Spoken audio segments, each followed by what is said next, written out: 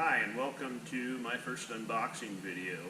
Today we're going to be unboxing the brand new Lincoln Electric Aspect 230 AC/DC TIG Welder. I got the individual components shipped instead of the One-Pak, so if you get a One-Pak, it'll be a little bit different. It'll probably come in a larger box on a tiny little pallet, but all the components should be the same here as what you'd get in a One-Pak, so we'll go ahead and time lapse through this and show you what's all inside.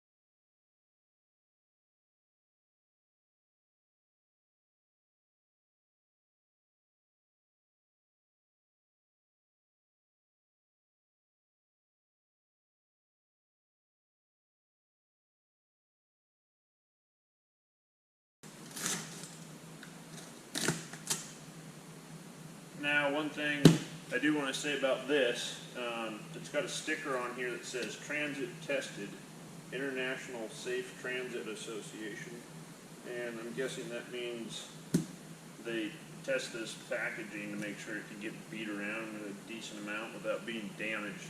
And when the UPS guy dropped this off today,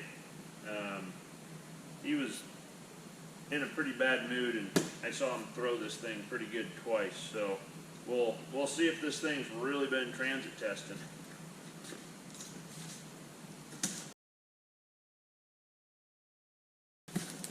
So we've got some nice foam on all four corners, and it looks like it's going to keep the we've actually got foam on all four corners, top and bottom. So it's going to prevent the welder from coming up or to any side with too much force. So this looks pretty nice so far.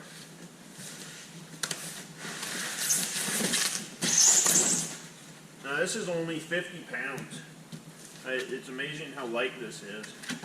If you look at one of the similar precision TIG units that can do similar output to this, they're like 300 or 400 pounds. So this is an inverter. It's based off of the, I believe it's the Aspect 375, which would be Lincoln Electric's premier model.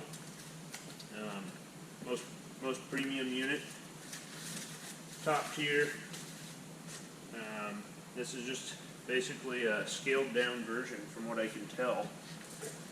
It's got the same looking controls on the front. One of the main differences that I noticed is the on-off switch is on the back.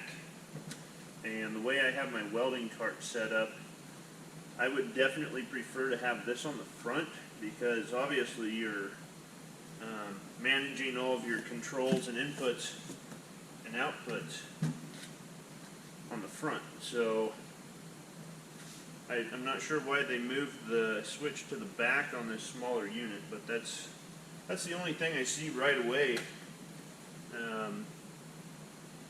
that really catches my attention.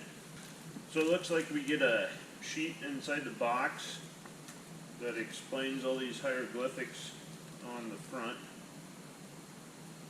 It's definitely going to be interesting going through this learning curve with this unit after having spent the last, probably three good solid years on the Squarwave 200. So there is enough adjustability on this unit. Frequency, we can get up to about 400 hertz according to the brochure. We can get down to, I believe it's 5 amps to start your arc.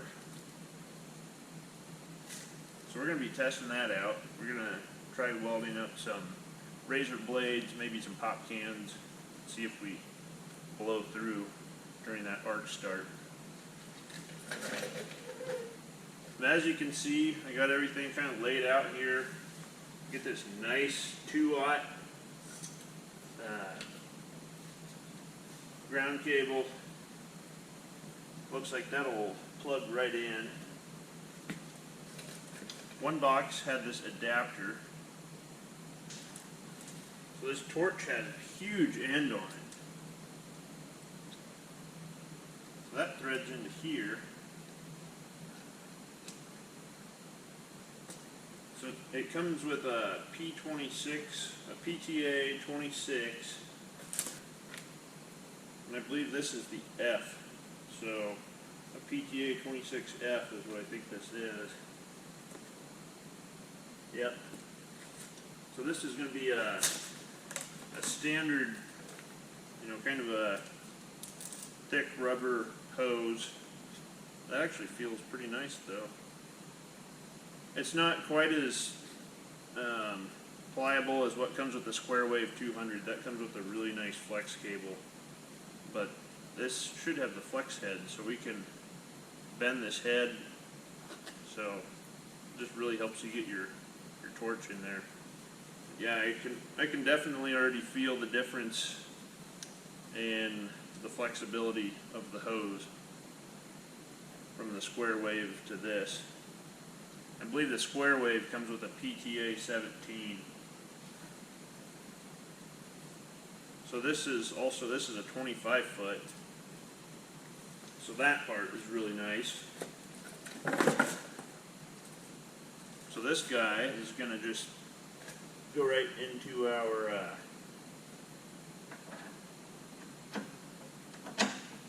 welder like so. This big boot is actually installed backwards. It would go in like this. So we'll get that hooked up. That came with some Loctite here. That's pretty neat. They send you a tiny little bottle of Loctite.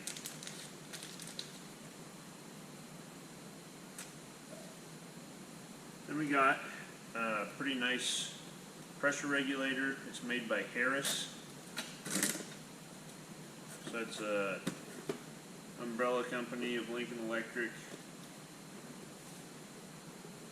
This is flow regulator 355 2AR 58010.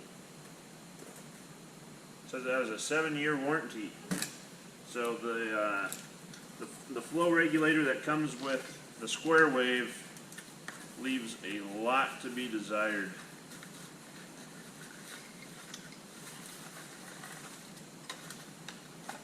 So for more of a premium,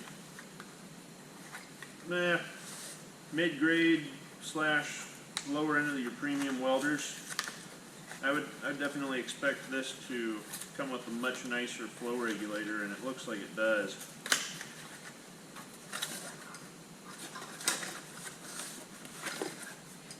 Like a jigsaw puzzle getting that out. This is pretty nice heavy duty looking flow regulator though. So it's got the different flow rates, argon, CO2 listed on there. So I believe our working clamp is 15 foot. So that's definitely what that looks like. Now I would say if I'm going to have a torch, it's 25 foot. I'd like to have a work clamp that's 25 foot, because you want your clamp, your ground, your work clamp to be right next to your arc for good arc stability. And, I do a lot of automotive welding, so I don't want that current passing through the ECU and frying it. So that's one thing. I'd give them, maybe 4 out of 5 stars just for that, because it's an easy thing to go upgrade and get a new cable, but it's like, all right, guys, come on, just throw in a 25-foot work clamp. It's not that hard. So the last thing here we got is our foot pedal, our amp troll.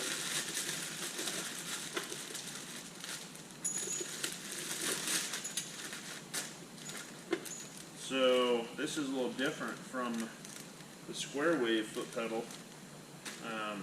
This is actually the same exact foot pedal that comes with the Squarwave 200, but it comes with this cool footrest, heel rest for your foot. So I'm going to have to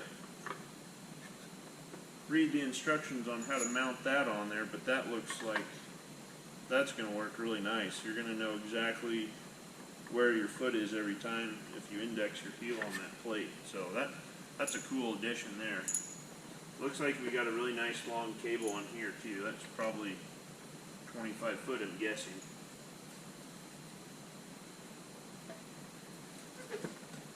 So that's the unboxing. I'm going to go ahead and get this thing hooked up and loaded, installed on my welding cart and get some stuff set up. And we'll come back with a part 2 video and show you guys what this thing's capable of. Show you guys, I guess, what I'm capable of, since the machine's only as good as the welder. So we'll see you hopefully in part 2.